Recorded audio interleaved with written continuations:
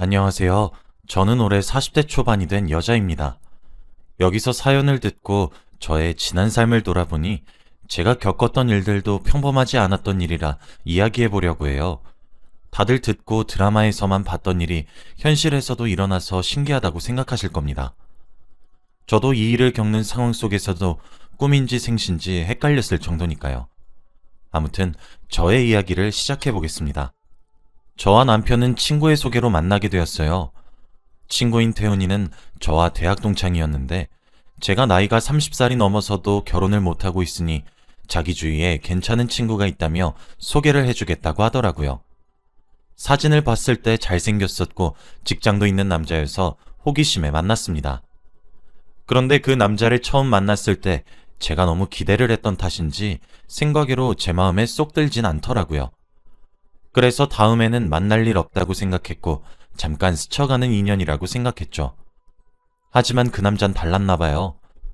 첫 만남부터 저한테 솔직하게 자신의 마음을 표현했고 저한테 빠르게 다가왔습니다. 제가 마음에 든다며 계속 만나고 싶다고 말을 하는 남자를 끊어낼 수 없었죠. 그래서 저도 모르게 그 사람과 두 번, 세 번 계속 만나고 있더라고요. 만날수록 괜찮고 좋은 사람이라고 느껴졌고 연애하는 3년 동안 단 한 번도 싸운 적이 없었기에 고민하지 않고 결혼식을 올렸습니다. 제 친구들도 어떻게 저런 남편을 구했냐며 저한테 부럽다고 했고 저도 그 말이 싫지 않았죠. 지인들의 부러움을 사면서 행복한 결혼식을 올렸습니다. 다행히도 양가 부모님도 저희의 결혼을 축하해 주셨어요. 시부모님도 저를 굉장히 아껴주셔서 시댁살이는 걱정도 하지 않았죠. 저희는 분가를 하면서 살았고 처음에는 너무 행복한 결혼 생활이었어요. 일어나면 제 옆에는 제가 사랑하는 사람이 누워있고 같이 출근 준비를 하는 것과 퇴근을 하고 자기 전에 둘만의 시간을 보내는 게 너무 행복했거든요. 집에 돌아오면 저를 반겨주는 사람이 있으니 얼른 집에 가고 싶을 정도였습니다. 정말 행복한 신혼생활의 연속이었고 결혼을 안 한 주위 사람들한테 결혼하라고 권유까지 했어요. 그만큼 저는 결혼에 대한 만족도가 높았습니다. 하지만 둘이서 거의 1년 동안 살다 보니 집이 조금 적적하더라고요. 집안에 남는 방도 있었고 저희 둘이서 사는 것도 재밌었지만 또 다른 행복을 느끼고 싶었습니다. 그리고 제가 나이도 있으니 최대한 빨리 아이를 가져보고 싶었고요. 남편한테 조심스럽게 이세 계획에 관해 물어보았습니다. 그런데 남편은 극구 반대를 하더라고요. 자기는 아기의 존재가 너무 싫다고 하면서 말이죠. 울고 떼쓰고 그러는 거 짜증난다며 지금처럼 저와 단둘이서 평생 살고 싶다고 하더라고요. 남편의 말이 이해는 됐지만 그래도 고민도 하지 않고 단칼에 거절하는 모습을 보니까 많이 속상하긴 했습니다. 그리고 남편은 다른 집 아기들은 많이 좋아해요.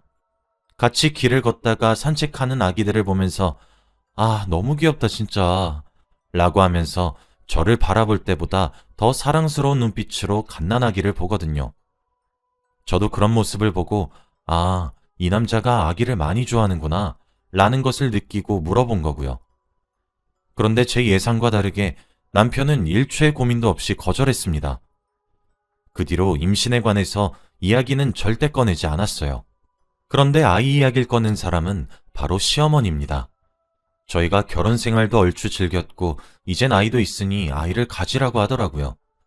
임신을 권유하는 것도 아니라 아이를 가지라고 강요를 했습니다. 자기 주위에는 벌써 손주를 본 사람이 많다며 시어머니가 그 사람들 사이에서 손주 자랑 언제까지 들어야 하냐며 자기를 생각해서라도 낳아달래요. 처음엔 그 말을 듣고 조금 당황하긴 했습니다. 제가 시어머니를 위해 아이를 낳아야 하나요? 당당하게 말씀하시는 모습을 보고 조금 많이 놀랐습니다. 그치만 저도 아이를 낳고 싶기도 했고 남편만 허락한다면 아이를 가질 수 있을 것 같아서 시어머니의 말에 반박하지 않았어요. 혹시라도 남편이 시어머니의 말을 듣고 조금 생각이 바뀌지 않을까 하면서 말이죠. 조심스럽게 시어머니한테 어머님, 저도 아이 많이 가지고 싶은데 남편이 아기는 절대 싫다고 하네요.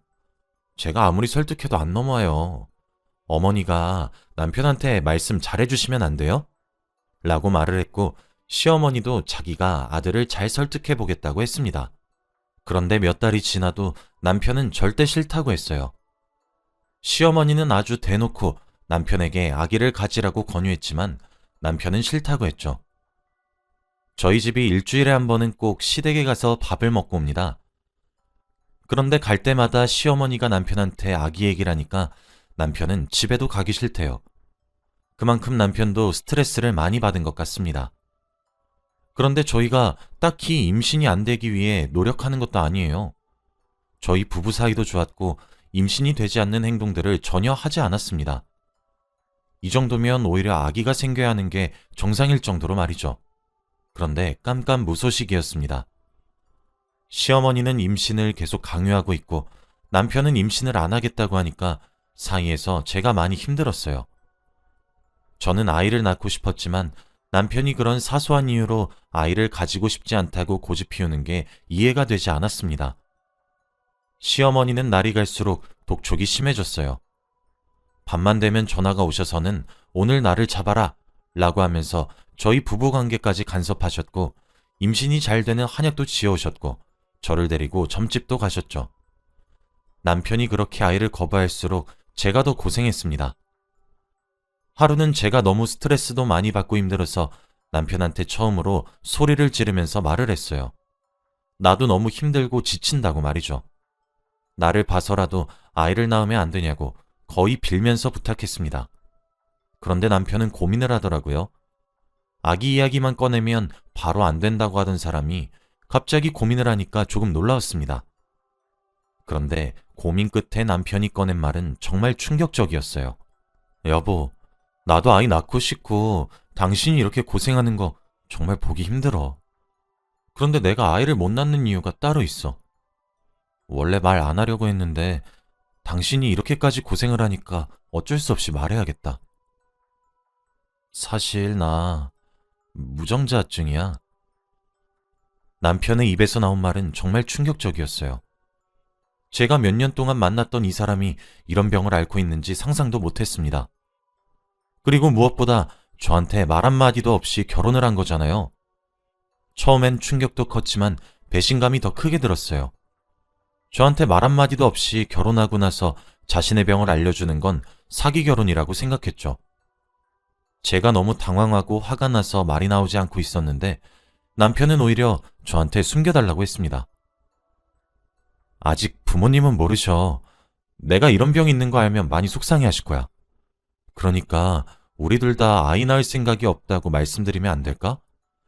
처음엔 그냥 아기 안 낳을 거라고 하면 포기하실 줄 알았는데 이렇게 당신 한약 먹이고 점집 가면서 당신 힘들어하는 거 보니까 당신한테 말해야겠더라고.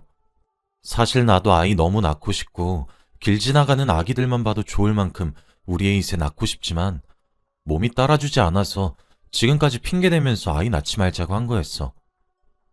부모님한테는 나 무정자증인 거 알리지 말고 그냥 당신 마음이 바뀌었다고 해. 그냥 아기가 낳기 싫어졌다고 해주라. 남편은 저한테 지금까지 말하지 못해서 미안하다는 사과 한마디 없었습니다. 처음으로 이 사람한테 배신감을 느꼈고 저 혼자서 아이를 낳는 기대를 했다는 게 너무 부끄러웠죠. 그치만 아이는 포기할 수 없었어요. 저를 닮은 제 아이를 너무 낳고 싶었거든요.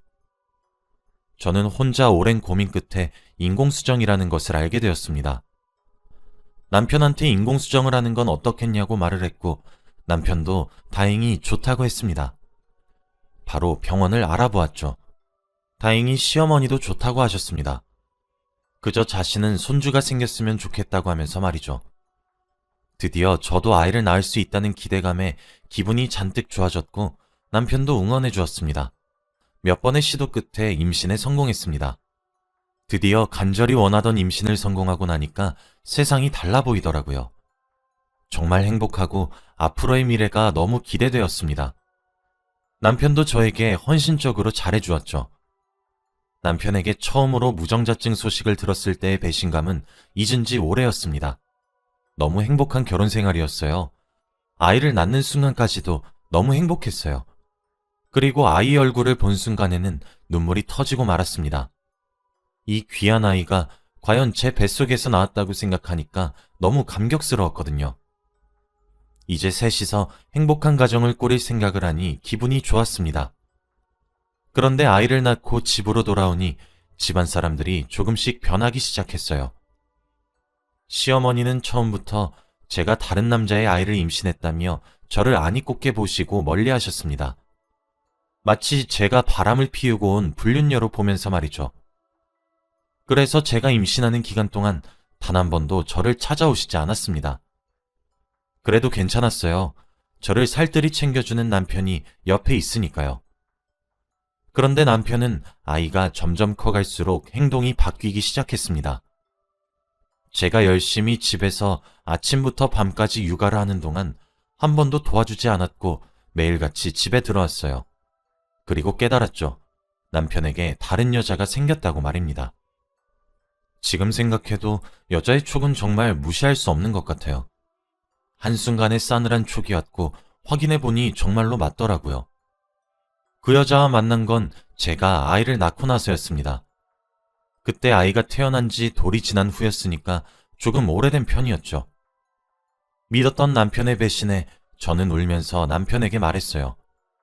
지금 애 아빠가 다른 여자나 만나고 다니면서 가정을 내팽겨버릴 수 있냐고 하면서 말이죠. 그런데 남편의 대답은 충격적이었습니다. 나 사실 우리 아들 내 아이로 안 느껴져.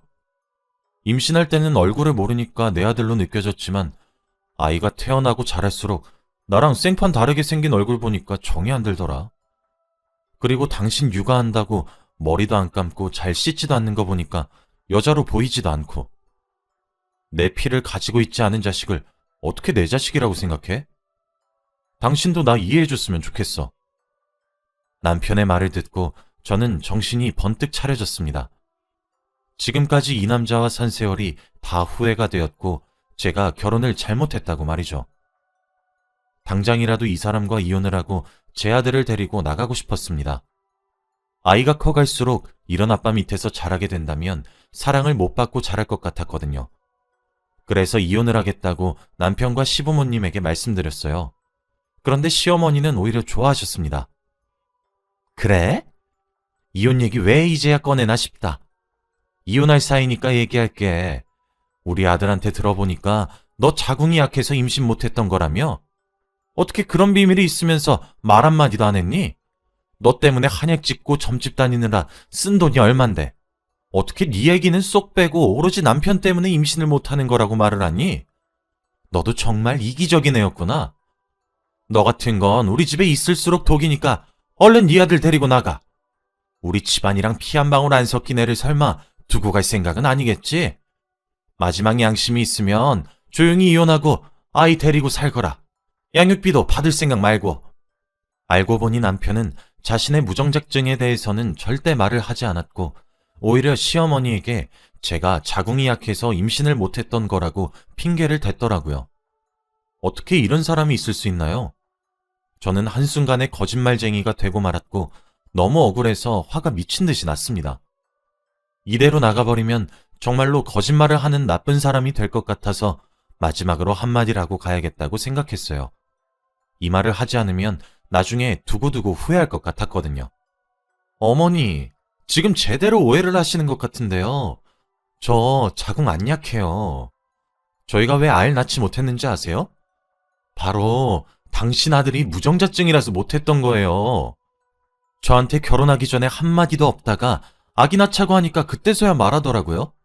이건 명백히 사기 결혼이죠. 그러면서 저한테 절대 자기 부모님한테는 말하지 말아달라고 하더라고요. 그래서 말 안 하고 인공수정하기로 했습니다. 그런데 또 낳고 보니까 자기 핏줄이 아니어서 정이 안 간다며 다른 여자나 만나고 다니는데 어떻게 결혼 생활을 더 할 수 있나요? 제가 먼저 이혼하자고 했어요.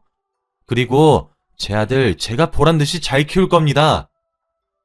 옆에서 듣고 있던 남편은 자신의 비밀이 폭로되자 당황하는 눈빛이었어요. 그런데 예상외로 시어머니는 놀라지 않으셨습니다.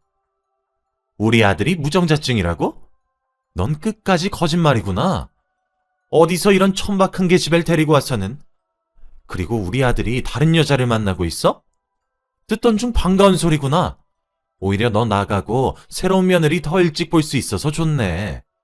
그 아이 데리고 와서 우리 집안 핏줄 섞인 아이 낳아서 잘 살 테니 당장 여기서 나가렴. 다신 얼굴 보고 싶지 않으니까 썩 나가거라. 시어머니는 제 말을 전혀 믿지 않으셨고 저를 내쫓았습니다. 끝까지 저를 거짓말쟁이로 알고 있는 사람한테 굳이 마음을 돌리고 싶지 않네요. 이젠 다시 볼 사이가 아니니까요.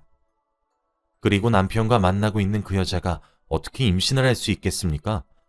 남편은 씨앗이 나오지 않는 몸인데 말이죠. 나중에 뒤늦게라도 시어머니가 남편의 비밀에 대해 알 생각을 하니까 조금 기대되긴 했습니다. 저는 아들을 데리고 친정집에 와서 살게 되었어요. 그리고 부모님께 제가 겪었던 일에 대해서도 다 말씀드렸더니 이혼 정말 잘했다고 했습니다. 조용히 합의 이혼으로 진행해서 빨리 끝낼 수 있었거든요. 아들을 키우는 건 다행히도 부모님께서 도와주셔서 나름 수월했습니다. 그리고 다시 복직도 하고 육아도 하면서 바쁜 일상 속의 연속이었죠. 아이는 점점 커져갔고 저도 이 생활에 조금씩 적응해 나가고 있었습니다.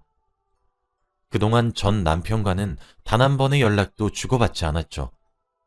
그래서 어떻게, 어디서 뭐라고 사는지 전혀 알지 못했습니다. 저는 양육비도 받지 않았어요. 그런 사람한테 아이의 양육비를 줄 권한도 주고 싶지 않았거든요. 오랜만에 일을 하면서 사람들도 만나고 하니까 살아있는 듯한 느낌이 들어서 너무 만족스러웠습니다. 이제야 숨통이 트이는 것 같고 이혼하기 정말 잘했다는 생각이 들었거든요. 그렇게 행복한 나날들의 연속이었는데 얼마 전 친구에게서 연락이 왔습니다. 바로 저에게 전 남편을 소개시켜준 태훈이라는 친구였죠. 이혼 후에 처음 연락 와서 반가운 마음에 연락을 받았더니 잠깐 만나자고 하는 겁니다. 회사 퇴근을 하고 잠깐 저희 집 앞에서 말이죠. 해주고 싶은 말이 있다고 했습니다. 태훈이가 진지하게 말을 하는 성격이 아니라서 이렇게 목소리 깔고 이야기하니까 조금 놀랐어요. 도대체 어떤 심각한 이야기길래 이렇게 말하는지 궁금했습니다. 그래서 저는 상황의 심각성을 알고 퇴근 후 정말 오랜만에 태훈이를 만났습니다. 저희는 작은 맥주집에서 만나서 맥주 한 잔을 시키고 이야기를 나누었어요. 처음엔 태훈이가 말을 주저하더라고요. 저한테 어떻게 말을 해야 할지 모르겠다고 하면서 말이죠. 저는 괜찮다고 편하게 말하라고 했고 태훈이는 맥주만 마시다가 결국 한 잔을 다 비우고 나서 말을 꺼냈습니다. 태훈이가 저한테 하는 말은 바로 전 남편에 관한 이야기였어요. 정말 오랜만에 듣는 그 사람의 근황에 대해서 저에게 말을 해주더라고요. 그런데 들을수록 정말 가관이었습니다. 태훈이 말에 의하면 그 전 남편 집안이 아주 풍비박산이 났다고 하더라고요. 저와 이혼을 하고 나서 얼마 지나지 않아 남편과 만나고 있던 그 여자가 임신을 했대요. 그래서 그 집안 사람들은 오히려 좋다며 그 여자에 대해서 제대로 알아보지도 않고 결혼을 시켰다고 합니다. 그 집안 사람들은 그때까지 제가 남편이 무정자증이라고 거짓말을 했다고 생각했고요. 그리고 아이를 낳았는데 아이가 자랄수록 전 남편의 얼굴과 굉장히 달랐다고 합니다. 그래서 몰래 친자 검사를 했더니 다른 사람의 아이였다고 해요. 알고 보니 그 여자는 남자친구가 따로 있었고 지낼 곳이 필요해서 전 남편을 속이고 결혼한 거라고 합니다. 그리고 다 같이 병원에 가서 남편의 무정자증에 대해 검사해보니 정말로 그 병을 앓고 있는 게 맞았다고 해요. 전 시어머니는 쓰러지셨다고 합니다. 그렇게 그 집안은 풍비박산이 났다고 하더군요. 그 말을 듣고 드라마 한 편을 본 것 같아서 너무 놀라웠지만 무엇보다 정말 통쾌했습니다. 제가 그렇게 무정자증 이야기할 때는 거짓말이라고 오히려 화를 내셨으면서 이제서야 알게 되어서 너무 기뻤죠. 그리고 저 내쫓았을 때 오히려 다른 여자 만나서 좋다고 그렇게 말씀하셨으면서 이렇게 뒤통수 당하니 너무 고소했습니다. 태훈이는 얼마 전에 저와 전 남편이 이혼했다는 소식을 들었고 그래서 전 남편을 만나서 이 이야기를 다 들었다고 합니다. 그러면서 저한테 하는 말이 정말 충격적이었어요. 사실 오늘 네 전 남편이 너 보고 싶다고 자리 만들어 달라고 해서 부른 거야. 진짜 미안해. 지금 걔 이 가게 근처래. 너한테 미안하다고 사과하고 싶다고 하더라. 저는 그 친구한테 한마디의 이야기도 전해들은 것도 없이 전 남편을 만나야 했습니다. 제 의견도 안 물어보고 멋대로 전 남편을 부른 친구에게 화가 났지만 화를 낼 틈도 없이 전 남편이 가게에 도착했어요. 몇 달 만에 본 얼굴은 예전과 달리 많이 상해 있었습니다. 그리고 제 옆에 앉았고 태훈이는 자리를 뜨더라고요. 그러면서 저한테 미안하다고 사과를 하기 시작했습니다. 정말 미안하다고, 잘못했다고 하면서 말이죠. 저는 그 남자와 한 공간에 있는 것 자체로도 역겨웠고 당장 자리를 뜨고 싶었기에 알겠다고 급하게 말을 하고 일어서려고 했습니다. 제가 의자에서 일어나니 대뜸 저에게 안기더라고요. 저한테 안긴 채로 여보, 나 여보 못 잊었어. 우리 다시 예전처럼 돌아가면 안 될까? 우리 아들도 너무 보고 싶고 당신 품도 너무 그리워. 가족들이 기다리고 있어. 응? 이라고 하는 게 아니겠습니까? 저는 그 말을 듣고 화가 미친 듯이 났고 안겨있는 전 남편을 떼어내서 뺨을 내리쳤습니다. 너 양심도 없니? 내 아들 절대 네 아들 아니야. 다신 연락하지 마. 저는 매몰차게 그 가게에서 빠져나왔고 태훈이한테 연락했습니다. 그리고 다시는 보지 말자고 연락했어요. 저한테 한마디의 상의도 없이 그런 약속을 잡는 건 저에 대한 예의가 아니라고 생각했거든요. 저는 집으로 돌아왔어도 화가 가라앉지 않았습니다. 그리고 태훈이와 전 남편으로부터 연락이 굉장히 많이 왔는데 둘 다 차단했죠. 저는 그 뒤로 그 둘을 만난 적이 없습니다. 보고 싶지도 않았어요. 양심도 없이 자기 즐길 거 다 즐겨놓고 저한테 다시 돌아와 달라고 한다뇨. 양육비도 한번 보낸 적 없으면서 아들이 보고 싶다뇨. 정말 말도 안 되는 소리죠. 저는 이혼 후 더 강해졌고 이런 일에 약해지지 않을 수 있게 되었어요. 역시나 엄마의 힘은 남다르더라고요. 그날 이후로 아들에게 더 애정과 사랑을 표현하고 있고 행복하게 살려고 노력 중입니다. 지금 생각해도 이혼하기를 정말 잘한 것 같아요. 지금 바람은 혹시나 아이가 커서 아빠를 보고 싶어 할까봐 걱정인데 절대 둘이 만나지 않았으면 좋겠습니다. 제 이야기는 여기까지예요. 들어주셔서 감사합니다.